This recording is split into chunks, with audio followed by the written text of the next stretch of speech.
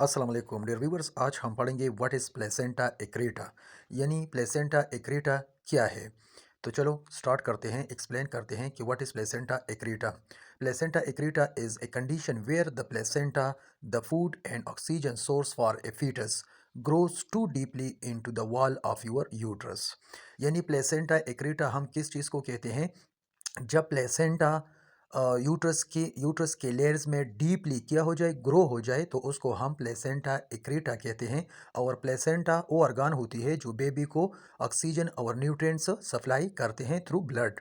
In typical pregnancy the placenta easily detaches from the wall of your uterus after your baby is born. यानी आम normal pregnancies में क्या होती है कि प्लेसेंटा यूट्रस वॉल के साथ अटैच होती है, और जब डिलीवरी होती है या बेबी बॉर्न होती है तो प्लेसेंटा इजीली यूट्रस के वॉल से जुदा हो जाती है और यूट्रस से आउट हो जाती है डिलीवरी के बाद। In placenta accreta the placenta has grown into your uterine wall and does not separate easily following delivery. लेकिन प्लेसेंटा एक्रीटा जब हो जाए तो प्लेसेंटा एक्रीटा में प्लेसेंटा यूट्रस के वॉल में डिवेलप हो जाती है, यूट्रस के वॉल के साथ डीपली अटैच होती है, और ये फिर डिलीवरी के बाद इजीली डिटैच नहीं हो जाती, यानी जुदा नहीं हो जाती, और डिलीवरी के बाद ये यूट्रस से डिफ़िकल्टली आउट हो जाती है। In severe cases it can lead to life threatening vaginal bleeding. और इस वजह से जब सीवियर केसेस होती है तो वहाँ पे ब्लीडिंग की वजह से अक्सर पेशेंट्स की डेथ भी हो जाती है। It may require a blood transfusion. इसमें क्या किस चीज़ की ज़रूरत होती है? ब्लड ट्रांसफ्यूजन की ज़रूरत होती है। हिस्टेरेक्टोमी यानी रिमूवल ऑफ योर यूट्रस, यानी दो चीज़ों की ज़रूरत होती है। एक तो ब्लड ट्रांसफ्यूजन की ज़रूरत होती है, और दूसरा हिस्टेरेक्टोमी यानी सर्जरी के थ्रू यूट्रस को रिमूव किया जाता है। Pregnancy care providers diagnose placenta accreta during pregnancy और ड्यूरिंग डिलीवरी। यानी जो हेल्थ केयर प्रोवाइडर्स होती है, जो डॉक्टर्स होते हैं, वो प्लेसेंटा एक्रीटा कब डायग्नोस करते हैं? या तो वो ड्यूरिंग प्रेगनेंसी के दौरान डायग्नोस करते हैं कि इस पेशेंट्स को प्लेसेंटा एक्रीटा है, या डिलीवरी के बाद इसको डायग्नोस किया जाता है। Treatment usually involves an early caesarean delivery, C section, followed by a hysterectomy to minimize the risk of severe complications। यानी ट्रीटमेंट क्या होना चाहिए?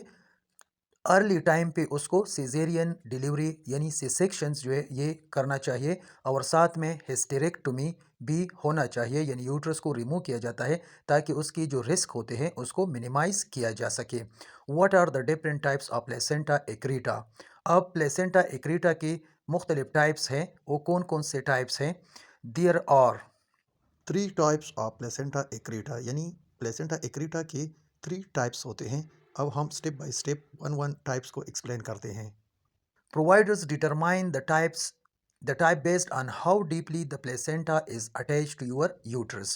यानी हेल्थ केयर प्रोवाइडर्स ये मालूम करते हैं कि कौन सा टाइप्स कितना डीपली अटैच होती है यूट्रस वॉल के साथ।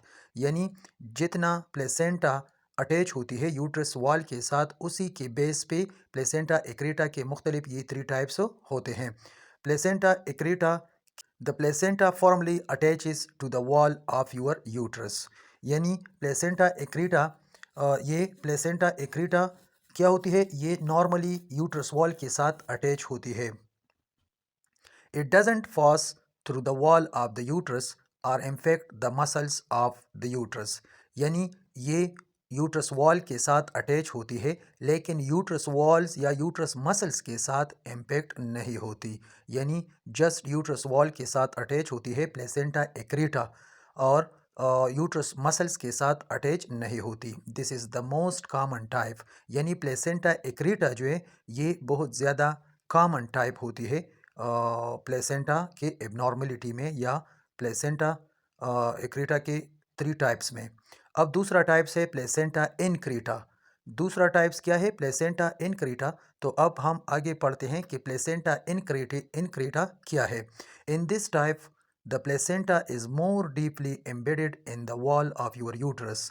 यानी प्लेसेंटा इनक्रीटा में क्या होती है कि प्लेसेंटा ज़्यादा डीपली एम्बेडेड होती है, यानी ज़्यादा डीपली अटैच होती है यूट्रस वॉल के साथ।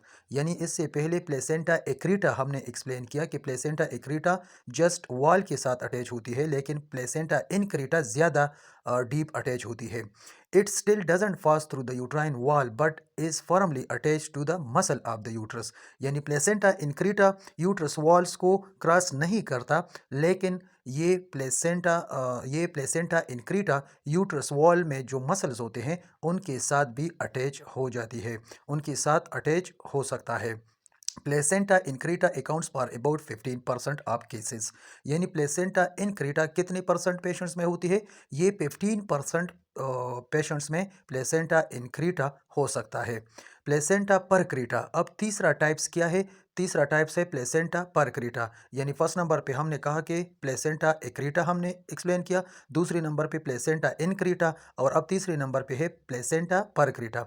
The most severe of the types placenta percreta happens when the placenta passes through the wall of your uterus।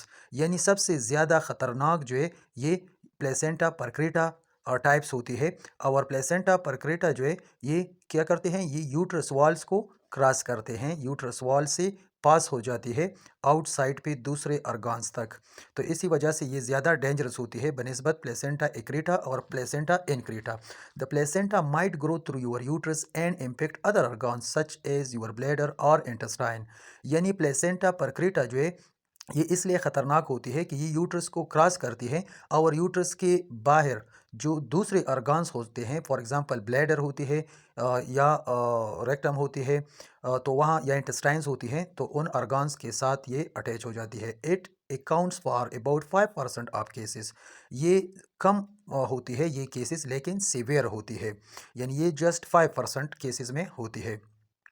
Whose at risk for placenta accreta, अब वो कौन से पेशेंट्स होते हैं जिनको ज़्यादा रिस्क होती है प्लेसेंटा एक्रीटा से? यानी प्लेसेंटा एक्रीटा के लिए कौन कौन से पेशेंट्स को कौन कौन से ज़्यादा रिस्क हो सकते हैं?